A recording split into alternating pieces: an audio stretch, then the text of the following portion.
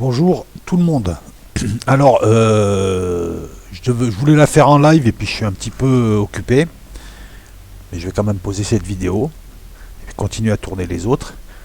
La énième mort du calife Rolex. Vous avez tous appris comme moi que El Baghdadi aurait été une nouvelle fois abattu. Une nouvelle fois... Enfin non, pas une nouvelle fois cette fois, c'est pas des frappes.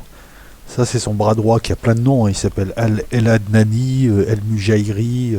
Bon, apparemment ils ont fait une petite tournée là-bas les Américains. Où?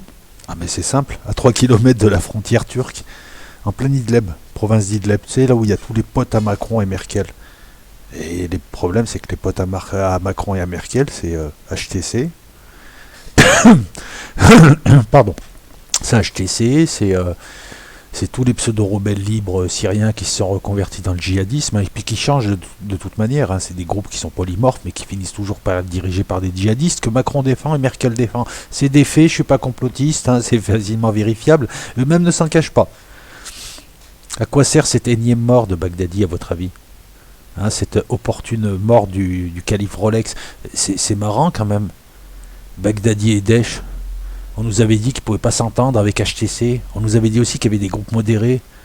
On nous avait dit que les casques blancs, ils étaient gentils. Le problème, c'est que les casques blancs, et ça encore une fois, c'est en source ouverte, tout le monde peut vérifier, les casques blancs sont accusés de djihadisme, d'être complices, d'être un petit peu sur Coran alternatif, c'est-à-dire le soir, ils sont djihadistes, ils coupent des têtes, et la journée, ils font des fausses attaques chimiques pour ensuite les imputer au régime, enfin au gouvernement syrien. C'est pas un régime, c'est pas la méthode d'un camp ici. Après, bon, ben voilà. Donc, on refait un rapide capitulatif. Rapide. Je vais même te mettre une belle carte, parce que ici, il faut quand même. Il faut toujours des cartes, hein. Il faut toujours une carte. C'est quand il y en a plusieurs qu'il y a des problèmes, comme dirait Brice Hortefeux. Non, mais ça met le décor. Après, tu mets les pièces de puzzle, tu vois mieux, tu vois. Regarde là-haut, c'est violet. Sauf là. Tu vois. Regarde la frontière nord, il y a du changement. On a eu le fameux accord à 4. Trump, Erdogan, Poutine et l'Iran. Poutine représentant les intérêts syriens. Ouais, c'est comme ça, hein, c'est les Russes les tauliers. D'ailleurs, c'est les Russes les tauliers et Erdogan en deuxième. Dans la zone apparemment. On a eu la réaction tartuffe européenne. On comprend pas.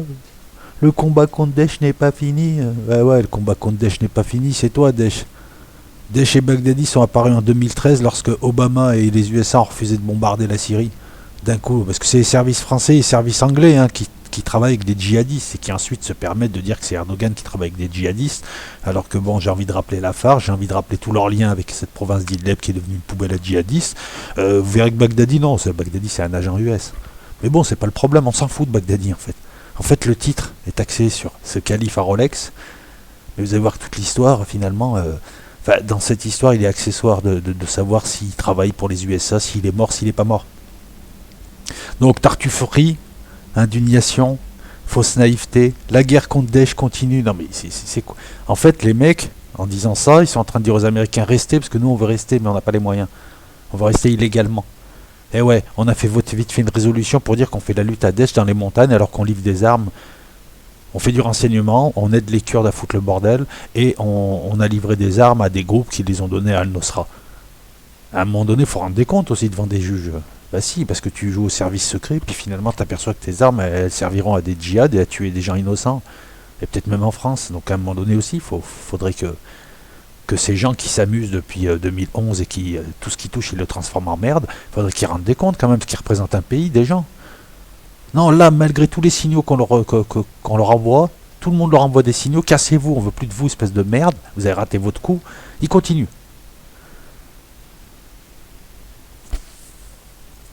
Merkel, comme si elle avait les moyens, elle a tenté une initiative. Alors ça aussi c'est des faits, me tombez pas dessus, les Kurdes, je t'explique. Merkel, elle lance une initiative bidon. Voilà.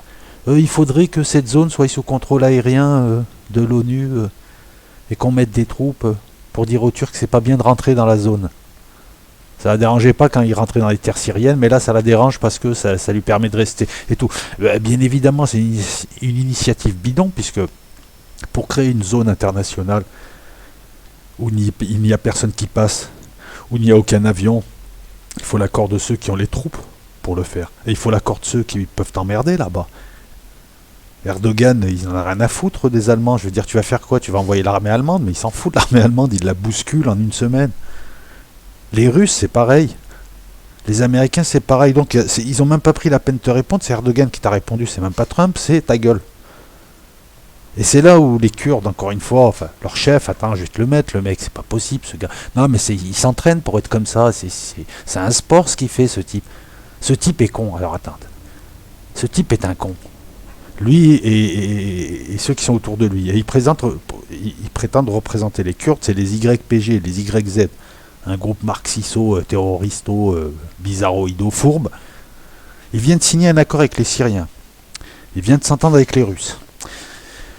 Il vient, enfin peut-être qu'il n'a pas compris que personne ne voulait de lui dans la zone, donc il vient de signer avec eux. Voilà, vous revenez, vous nous protégez, patati patata. À peine Merkel lance une initiative bidon, même Stevie Wonder verrait qu'elle est bidon cette initiative, que c'est juste un truc comme ça, genre pour faire histoire de ouais je pèse, alors moi aussi j'ai mon mot à dire sur la Syrie, en fait personne ne l'écoute, cette vieille femme. Les seuls qui l'écoutent c'est les Kurdes. Ça nous intéresse, nous on veut. Mais tu viens de signer un accord avec un type que déjà tu dénonces cet accord et tu montres que tu es un opportuniste, tu es un gros fourbe, n'importe qui passe, qui te jette un malabar, tu te jettes dessus. Tout le monde sait que cette initiative, voilà, les Kurdes, dites-vous, est-ce que vous avez des bons chefs? Les seuls qui déjà montrent qu'ils sont juste des opportunistes, c'est eux. Tout le monde sait que cette initiative est une initiative à la con, une initiative de dépit, faite par les Allemands histoire de gesticuler diplomatiquement. Les seuls qui montrent encore une fois que c'est des fourbes, c'est eux. Et comme si ça suffisait pas, et ça, on va voir pourquoi il fait ça, Trump. Trump ramène des troupes en Syrie. Ouais, mais lui, tous les 2 jours, il change d'avis un peu. Enfin bon, bref. Là, il y a une raison, mais je veux dire, bon, pareil, il est un peu versatile, le type. Je veux dire, il n'est pas trop fiable aussi. Il faut être honnête, les Trumpistes. Hein, il dit un truc, il fait la moitié, il reprend les 3/4, il enlève un bout, et à la fin, tu t'aperçois qu'il a avancé de 2 pas. Bon, bref. Il y a une explication. On le verra. Purement américaine. Mais Trump leur dit, ouais, il faudrait que les FDS... tu sais, il a dit ça comme ça, pour les amuser, genre pour les occuper. Il faudrait que les FDS aillent sur les champs pétrolifères. Vous allez voir où ils sont, les champs pétrolifères.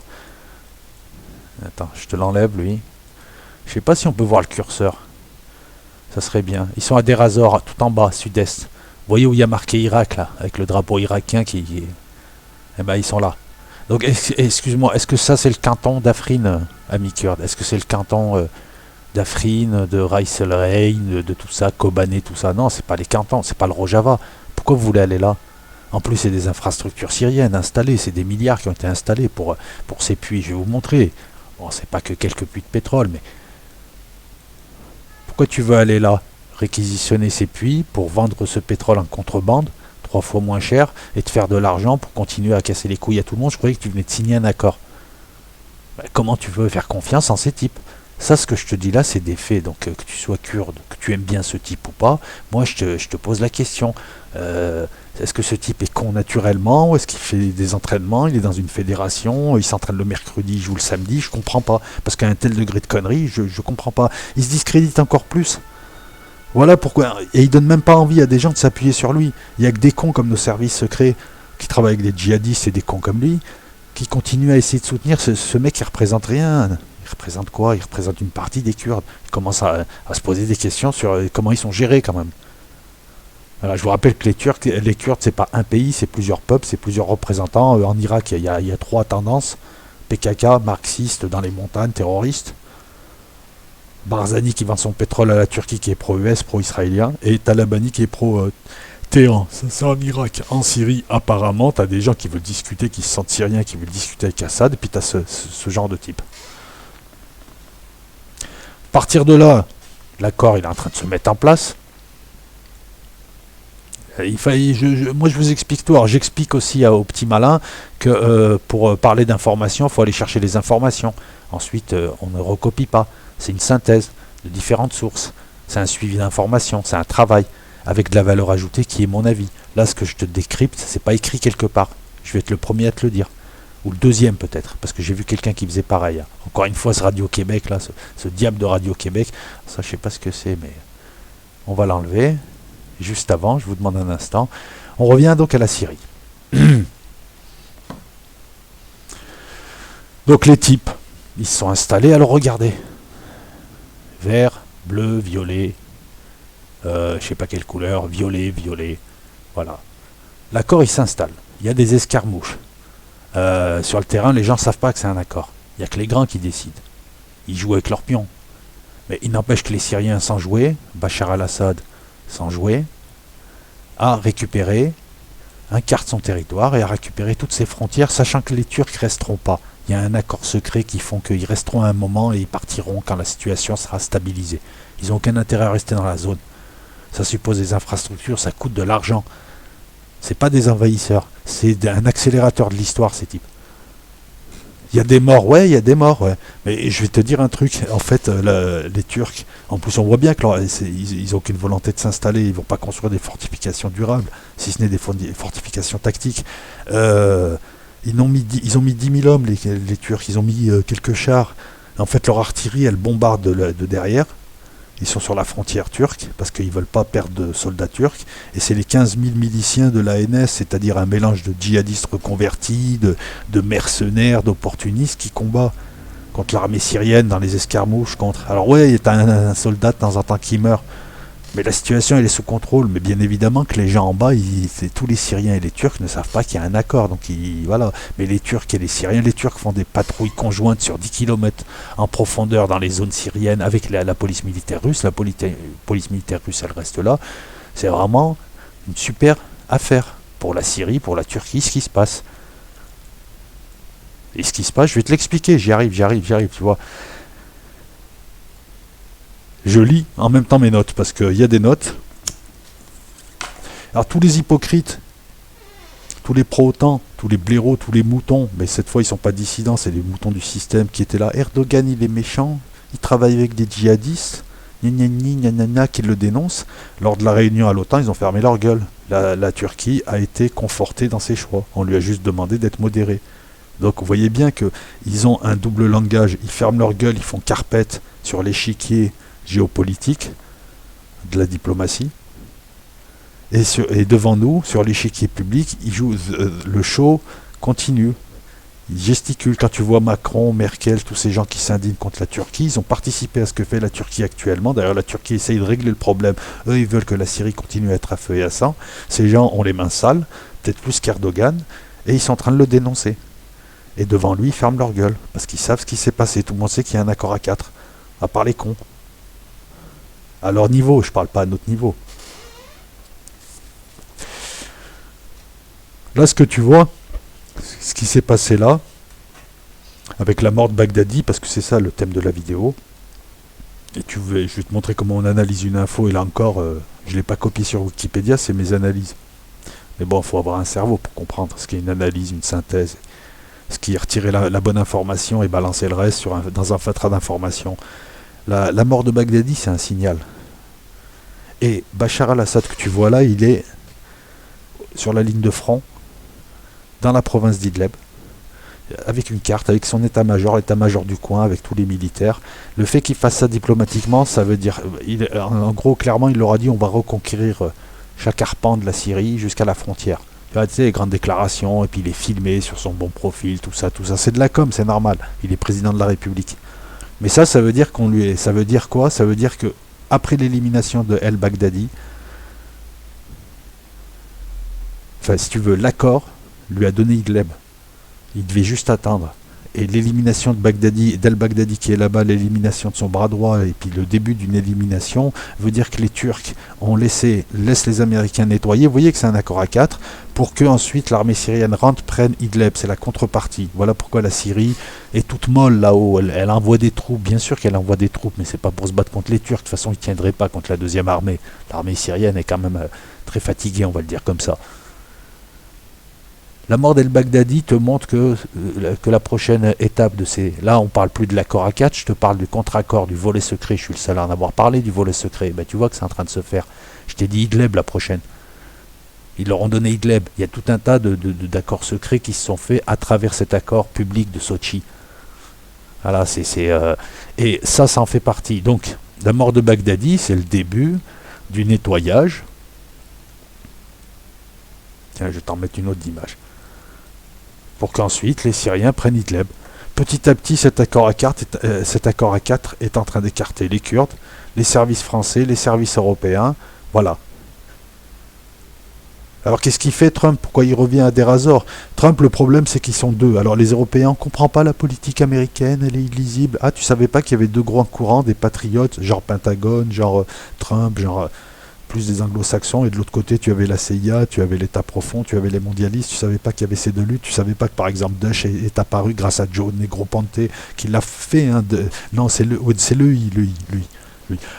Excusez-moi, petit aparté, on nous avait toujours dit que ces groupes terroristes s'affrontaient entre eux et que par exemple Daesh ne pourrait pas aller là où il y a HTC, parce que HTC c'est Al-Qaïda, etc. etc. Ben, vous allez voir que El-Baghdadi s'est fait attraper à Barisha. Barisha, c'est en plein province d'Idleb, c'est à 3 km de la frontière turque. D'ailleurs, c'est pratique pour le MIT, hein, pour surveiller, et ils ont fait une Ben Laden. Là encore, il y a des choses intéressantes, mais je veux finir sur ça.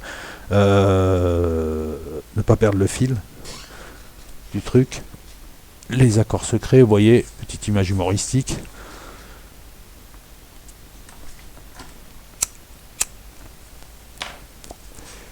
C'est un accord avec volet, contre-accord, et les signes, comme la mort de Baghdadi nous indique que c'est exactement ça. Ça ne fait que confirmer. Alors pourquoi Trump, donc, est revenu en Syrie? Déjà, il est revenu à Deir ez-Zor.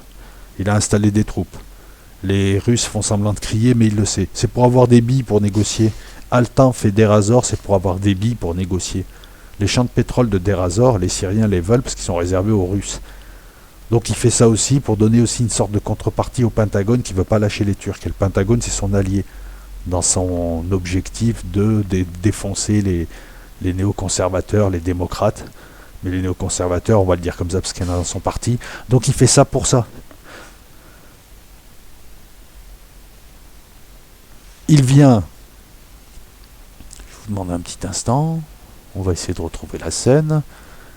Il vient là, c'est très simple. Je vous demande un instant parce que j'essaye de faire plusieurs trucs en même temps et c'est vrai que c'est pas évident. Il vient de dire à Macron, il vient de dire à Merkel, il vient de dire à tous ceux qui sont en Syrie, dégagez. En abattant El-Baghdadi, il est en train de dire aux néoconservateurs, Daesh c'est fini, votre Daesh c'est fini. Le reproche, je vous demande un instant, voilà. Et là on va en parler. Ils viennent d'abattre soi-disant El-Baghdadi. Est-ce qu'ils l'ont abattu? Est-ce qu'ils l'ont exfiltré? Est-ce qu'il y était? Est-ce que moi, dans le milieu du renseignement et dans le milieu du grand public, enfin auprès du grand public qui s'intéresse à ça, tout le monde est certain que Baghdadi est un agent US. Il correspond. Il a été arrêté, il a été libéré, soi-disant sous le qualificatif de djihadiste modéré, c'est marrant et non dangereux. Il est réapparu d'un coup à la faveur d'un coup d'État avec ce fameux État islamique qui a été créé en 2006. C'est déjà avec Al-Zarqawi, avec Joe Negroponte, des sénateurs US, la CIA, des officiers bassistes, des djihadistes irakiens. Et petit à petit, il a été noyauté. Vous voyez, ils préparent leurs opérations de très très loin. De très très très loin. En 2006, ils préparaient Daesh pour ce qui se passe la décennie d'après. Et ils l'ont noyauté, ils l'ont transformé. C'était devenu des Tchétchènes, etc. Al-Baghdadi est apparu à ce moment-là, en 2013. Les néoconservateurs l'ont lâché, puisque Obama lui-même ne voulait pas aller en Syrie, même si c'était l'un des jouets des néoconservateurs. Obama, de temps en temps, refusait certaines choses. D'ailleurs, on le menaçait en laissant systématiquement s'introduire un malade mental dans la Maison Blanche, qui rentrait dans le parc, qui rentrait dans la salle à manger, pour lui expliquer qu'on pouvait le buter lui et sa famille. Ça, il faut que vous le sachiez aussi. Et ça, c'est pas marqué sur Wikipédia. Il faut un peu plus d'informations pour accéder à cette information-là. Donc, Trump est revenu à Deir ez-Zor, mais il est en train de leur dire dégagez. Ils ont abattu El-Baghdadi, soi-disant. Bon, peu importe. Ça serait passé à Barisha. Alors, il faut savoir qu'El-Baghdadi, ça fait presque 1 an qu'on sait qu'il est là-bas. Et ça arrange les services, puisque toutes les forces spéciales, tous les services de renseignement du monde travaillent grâce à El-Baghdadi. C'est leur agent, c'est leur aimant à djihadistes. Grâce à lui, on peut reconstituer l'organigramme de tous les djihadistes de la Terre, les structures, qui voit qui fait... C'est une sorte de... Voilà, c'est leur agent. Il est apparu d'un coup, avec un Daesh équipé de pick-up, de mitrailleuses, d'armements lourds. C'est une véritable armée. On nous a dit que c'était les prises de guerre au fur et à mesure. Mais non, ils sont arrivés déjà équipés, les gars. Pétés de thunes. avec des pick-up flambant neufs Toyota. Qui c'est qui les a payés? C'est les Saoudiens, on le sait, qui a permis tout ça. Cette armée est arrivée par où? Par la Turquie. À ce moment-là, Erdogan, il vous arrangeait bien quand il les laissait passer. Poutine a dénoncé tout ça en bombardant des camions entiers de l'État islamique. Voilà. Donc là, tout le monde savait qu'il était là-bas. On le laissait faire, il était surveillé par les services. Voilà. Il était géré par les Turcs aussi. Ça, c'est pas marqué dans Wikipédia, c'est moi qui te le dis, c'est tout. Il était à 3 km de la frontière turque, ça permet des postes d'observation, des postes radars. Je suis sûr qu'il devait être entouré de casernes et autres, de manière à ce que si une opération américaine se faisait, ils avaient le temps de le voir. Si tu mets des postes d'observation suffisamment loin en cercle concentrique, t'as beau envoyer les forces spéciales, hein, comme ils ont envoyé, ça passe pas, parce que les gars, ils sont obligés de s'insérer dans le cadre, arriver en hélicoptère, en général, ils arrivent 10 km ou 20 km avant, et après, ils se déplacent dans la nuit, bon, mais ils sont vus. Et là, d'un coup, par contre, là, ce qui s'est passé, donc dans la nuit du 26 au 27 octobre, c'est que personne n'a rien vu, parce que personne ne voulait voir, parce que ça fait partie aussi des accords secrets. On va vous lâcher al-Baghdadi. Tiens, les Turcs, on va l'attaquer bientôt. Tiens, les Russes, vous pouvez nous laisser passer avec nos hélicos. Alors, ils sont allés, et par exemple, tu vois, Trump a... Moi, ce que j'aime bien, c'est le langage de Trump, là. Hein, parce que là, voilà, tu sais, bien sûr, comme tout Américain, bourrin, abruti, premier degré, tout le monde a, voilà, ils ont sorti les drapeaux, tu sais, comme pour Ben Laden, alors que les mecs se font manipuler par leur propre État. Voilà, et regardez le langage de Trump. Alors, je défends pas el-Baghdadi, mais bon, déjà, il commence à noircir le tableau en s'enfuyant dans un tunnel avec 3 de ses enfants. Il a enclenché sa ceinture explosive, tuant ses enfants avec lui. Le tunnel s'effondrant. Les tests ADN ont confirmé son identité. Ouais, mais les tests ADN par rapport à quoi? Vous aviez déjà ces tests ADN? Comment ça marche? Affirme encore le président américain. C'est un homme vicieux, violent, haineux. Il est mort violemment. C'est eux qui disent ça. Comme un lâche qui s'enfuyait. A ajouté Donald Trump à 2 reprises. La nuit dernière a été une formidable nuit pour les États-Unis et pour le monde entier. Voilà. Faites péter le champagne, sortez les drapeaux, tous les neuneux. Déjà, c'est pas un langage. On dirait de la vengeance. On dirait pas de la justice. Puis c'est un langage de beauf. Pour flatter des beaufs. C'est vraiment le degré zéro du populisme. Un chef d'État qui parle comme ça, un chef d'État ne commente pas ce genre d'opération. Et pas en utilisant ces termes s'il devait le commenter. Voilà, déjà, bon, on voit le niveau des chefs d'État que nous avons dans le monde. Hein. Il n'y a pas que Trump, tout le monde parle comme ça. Salvini, on dirait un charretier, tu vois. Il croit que ça fait bien. Sarkozy s'y est essayé, même Hollande s'y est essayé. Avec je crois, ses apocopes, bref. En deuxième lieu, tu vois, ce que je reproche à Trump, c'est qu'il sait que Daesh, qui a créé Daesh, il sait tout ça, mais il accepte les jeux de cet échiquier secret qui nous cache, hein, et il continue à entretenir l'image de, alors voilà, et eux, ses ennemis ont créé Daesh, lui, il va faire comme Obama. Obama nous a fait le même coup avec Ben Laden, donc lui, il va faire la même chose. Et bien évidemment, le mode opératoire, c'est une opération héliportée bidon de force spéciale occulte. Vous allez comprendre pourquoi. Un corps qu'on ne retrouvera jamais, et un bâtiment qui a été explosé à coups de frappe pour pas qu'on retrouve de traces ADN ou de traces montrant que peut-être que el-Baghdadi n'était pas là-bas, que c'était juste une opération de com. Alors, la dernière fois, c'était des Navy Seals américains qui ont fait ce qui, soi-disant, auraient tué Ben Laden et l'auraient balancé à la mer. Je sais pas, moi je serais chef d'un pays, j'aurais en face de vrais djihadistes qui dirigeraient le djihadisme mondial et qui seraient vraiment... qui savent tout, j'essaierai de les capturer vivants, j'essaierai de les faire parler. Là, on voit que c'est des opérations coup de poing. Ça se trouve, il n'y avait rien dedans. Ça se trouve, il y avait un... Est-ce que vous y étiez, ceux qui me disent complotistes? Est-ce que tu y étais là-bas? Ça se passe dans les montagnes. Je vais te montrer ce que c'est qu'une opération héliportée, mon ami. Tu vas... Non, mais ça, c'est le bon sens. Ça, c'est... Attends, on va enlever un petit peu quelques images. Tu prends 30 hommes, secret défense d'un service clandestin, tu les emmènes, tu organises le truc, tu demandes aux Turcs de rester à 20 km, tu organises un show, tu reviens. Voilà. Et il n'y a personne, ou tu prends n'importe quel clampin, n'importe quel Mohamed du coin, voilà, c'est tout. Alors attends, l'opération héliportée, est-ce qu'on en a une par là? De toute façon, c'est pas très très intéressant. C'est eux qui ont fait ça. Voilà, c'est eux. Alors je vais t'expliquer un truc, voilà aussi... mon ami, quand tu vas voir qui a fait l'opération, tu te dis, mais pourquoi c'est pas les Navy Seals? Pourquoi c'est pas la Team 6 des Navy Seals?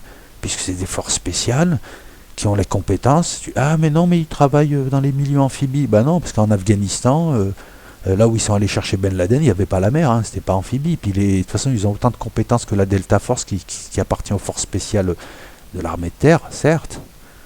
Ils sont connus pour le ratage en Iran, l'opération Desert Eagle, là où ils ont perdu 8 hommes, mais ils sont surtout connus pour faire les coups de pute. C'est une force noire, hein, c'est une force occulte. Hein. La CIA n'a plus ces organisations paramilitaires internes maintenant. Elle utilise des proxys, elle utilise soit des mercenaires, soit des djihadistes, soit des truands, soit ce qu'elle peut, et soit des organisations occultes aussi, dans tous les domaines. Hein. Et la Delta Force est connue pour faire les coups de la CIA.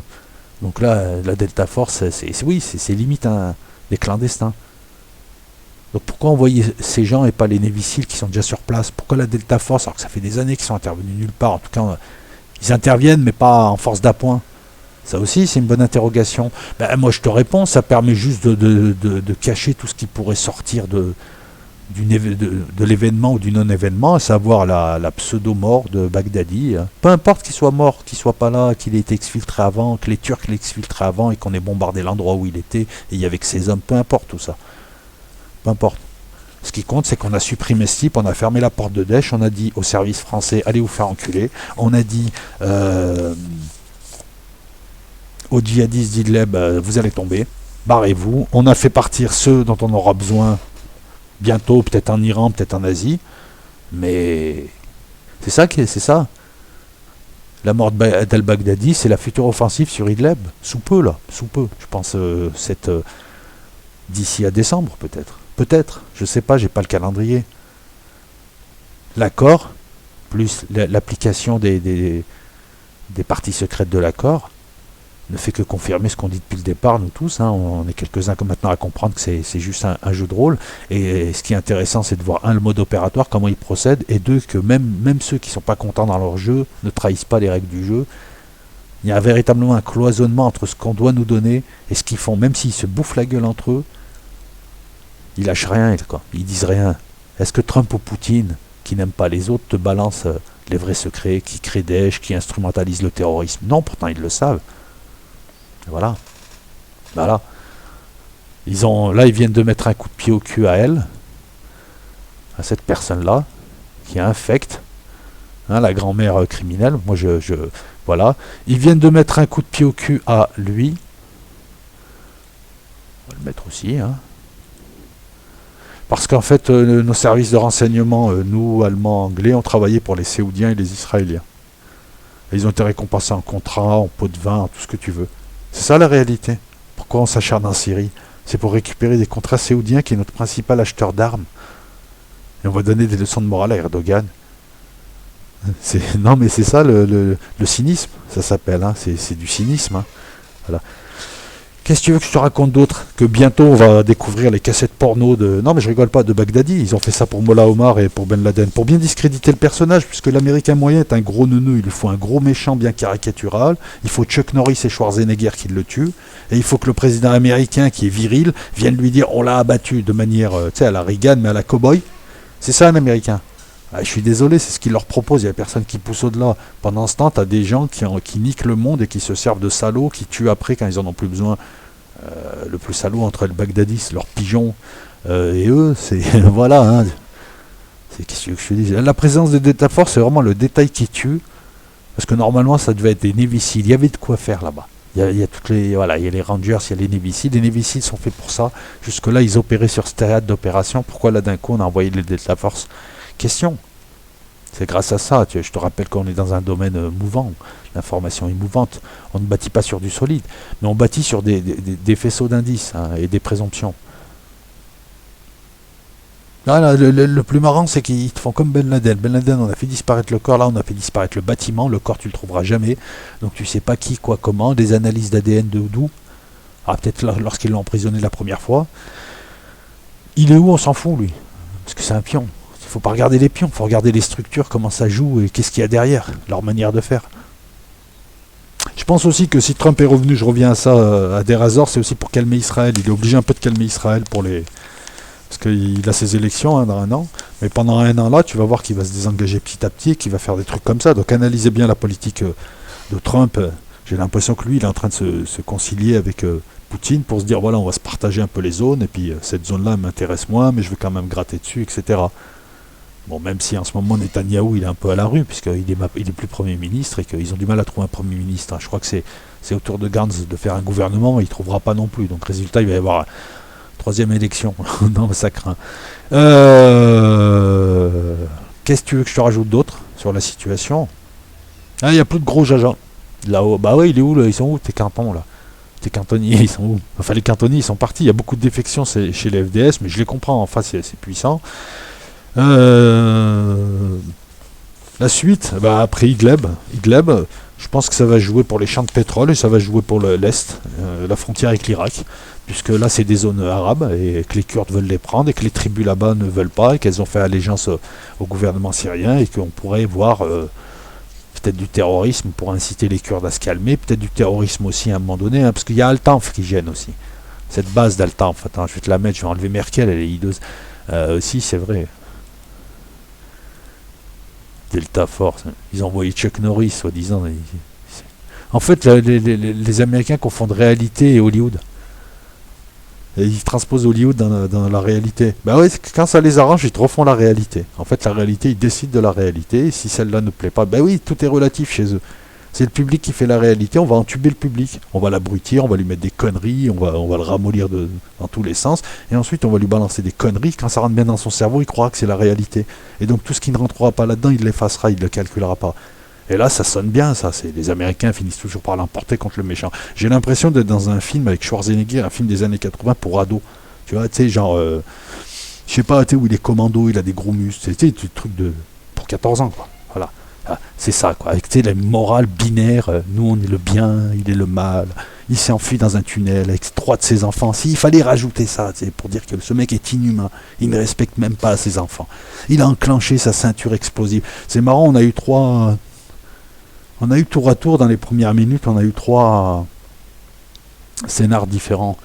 Un coup il tire, ses femmes tirent, elles se font sauter, il se fait sauter. Un coup, il est là dans un tunnel avec ses enfants. Ça aussi, c'est une technique. On va te balancer plein d'anecdotes, plein de trucs. Ouais, non, mais en fait, c'est ça, c'est ça, c'est ça. C'est un peu comme Ben Laden. On t'a pas dit qu'ils avaient perdu un hélico dans leur retournage.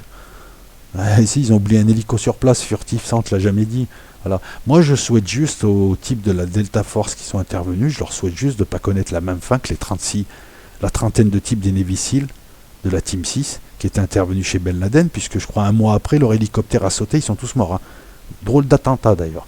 Et ouais, drôle d'attentat, ils devaient partir, ces troupes de la Navy, ces Navy Seals qui sont les forces spéciales très pointues, ils devaient partir en opération avec des forces spéciales afghanes, avec des soldats afghans. D'un coup, l'hélicoptère, il part pas. Les Afghans, il y a un Afghan qui vient chercher les autres, ils se barrent tous, il reste que... Ils comprennent pas, l'hélico part et comme de par hasard, des talibans leur tirent dessus avec une roquette, avec deux roquettes, comme de par hasard. Des talibans savaient en plus, puisque les talibans se sont vantés d'avoir abattu des types de la Team SEAL, de la Team 6, les SEAL de la Team 6. Donc j'espère que les Delta Force qui ont fait ça, là, pour El-Baghdadi, ils vont pas avoir un accident. Hein. Bon, comme on n'aura jamais leur nom, on saura jamais. Mais pour les autres, si, ça a fait du bruit, parce que ça n'a pas été assez discret, parce que les services comme la CIA ont sous-traité aux Afghans, les Afghans n'ont pas été discrets, puis bon bah voilà, ils ont fait fuiter ça aux talibans, les talibans n'ont pas été discrets. En tout cas, allez vous renseigner, tout ce que je balance, c'est source publique, avec synthèse des locaux. Qu'est-ce que je pourrais te dire d'autre? Oui, bon, Al-Baghdadi, son bras droit, Abdul Hassan Al-Mouhajir, le porte-parole, Al-Adnani, voilà, c'est tout l'état-major qui sont en train de décapiter. Ce qui veut dire que les autres vont s'éparpiller. Bah oui, les soldats vont s'éparpiller, vu que c'était des criminels, des bandits, des djihadistes, des pointeurs, ils vont s'éparpiller et puis ils vont se faire massacrer. L'armée de Bachar al-Assad ne va en faire qu'une bouchée, d'autant que les Turcs là vont fermer les yeux, ils s'en foutent. Les Turcs, ils ont ce qu'ils veulent. Hein. Idlib ne les intéresse pas, parce qu'à Idlib, il n'y a pas de Kurdes. Ce qui les intéressait, c'était toutes les zones où il y avait des Kurdes qui voulaient s'implanter. Ils ne voulaient pas que les Kurdes syriens soient au contact des Kurdes turcs. Donc il fallait mettre des Syriens au milieu. Voilà. Ils ont leur petite bande violette. C'est marrant, parce que quand tu regardes les Delta Force, en plus, c'est une unité de contre-terrorisme. Non, mais moi je reviens à ça. C'était à la Team 6 des Navy Seals de faire ça. C'est elle qui fait ce genre d'opération militaire. Alors, les Delta Force le font aussi, mais en deuxième main. C'était pas les plus adaptés. Ils font du contre-terrorisme et de la protection. Par exemple, t'as un ministre américain qui veut aller à Bagram en Afghanistan sur une base américaine, il le protège. T'as des types qui sont pris en otage hors territoire américain, ils y vont. C'est une sorte de GIGN. Voilà. Alors, le problème des forces spéciales et de tous les services semi-clandestins ou clandestins aux USA, c'est qu'ils ont des compétences qui se chevauchent. Mais moi, je te dis juste que le Delta Force là, je ne le voyais pas, je vois pas pourquoi. Voilà, ça devrait être les Navy Seals. Alors peut-être qu'il y a aussi une raison, peut-être qu'ils étaient occupés, mais bon, qu'est-ce qu'ils pouvaient faire d'autre ce soir-là? Je crois que c'était l'endroit où il fallait être, c'était the place to be là. Voilà, c'était à eux d'être là. Ils pouvaient pas être ailleurs en opération ailleurs. Enfin, je sais pas, mais en tout cas, dès qu'il y a Delta Force, il y a CIA, il y a Action clandestine et il y a voilà, parce que c'est un service que tu peux diriger directement. Le président le dirige directement. Limite, il appelle leur chef. Donc pour cacher des choses, c'est beaucoup mieux que les Navy Seals ou c'est beaucoup mieux qu'une armée classique. Voilà, parce que pour aller buter 3 djihadistes et récupérer leur chef, c'est une opération commando classique, c'est pareil. Alors pourquoi envoyer un service hyper pointu qui fait dans le contre-terrorisme la récupération d'otages et la protection de personnalités? Comme de par hasard. À suivre. Je regarde, oui, ça je te l'ai dit. La Team 6 en plus qui s'appelle Naval Special Warfare Development Group. Je te l'ai pas dit mais je te le dis encore. Voilà. Donc les amis, bah écoutez, pas de live ce soir mais plutôt cette vidéo là, puis je préfère, à la limite c'est pas plus mal. Suivez le truc, hein, suivez la piste, hein, on verra bien, hein, mais suivez la piste les amis, suivez la piste. Hein, vous verrez que finalement tout peut se résumer à ce qu'on voit là. Un larbin devant un arriéré. Voilà, et que nous sommes ça, des larbins qui flattons et qui poussons et qui jouons en plus aux petits malins à donner des leçons de morale à la terre entière, alors que franchement vendre des armes à ce type et venir accuser l'autre, c'est assez rigolo quoi, parce que le grand financier du terrorisme international, il est devant toi, est en train de lui serrer la main et tu me dis le combat contre Daesh doit continuer alors que c'est lui Daesh, c'est lui qui paye pour Daesh. Et c'est tes services qui ont alimenté en armes par le biais d'officines diverses et par le biais de groupes divers. C'est vraiment le cynisme et la tartufferie Enfin voilà, faudrait qu'un jour ils payent ces gens face à ça. Parce que moi là je te parle pas de morale. Il faut qu'ils payent parce qu'ils nous ont coulé depuis 2011. Et ils nous ont coulé même depuis Sarkozy. Depuis l'arrivée de Sarkozy, ils nous ont tous coulé, voilà. Prochaine vidéo sur le SDES. Il y aura toute une série de vidéos, je te lancerai la première partie. Deuxième prochaine vidéo, l'aviation. Eh ouais, j'adore ça. Troisième vidéo, on va faire du combat libre. Voilà, ça arrive, je les tourne ce soir. Ciao, la bise à toutes et à tous. Vous pouvez pousser, vous pouvez me soutenir par PayPal, vous pouvez vous abonner à Elgato, vous pouvez me voir sur Twitch, vous pouvez ne rien faire de tout ça et juste vous dire ah super vidéo, j'ai appris des trucs et me mettre un commentaire. La bise à toutes et à tous, ciao.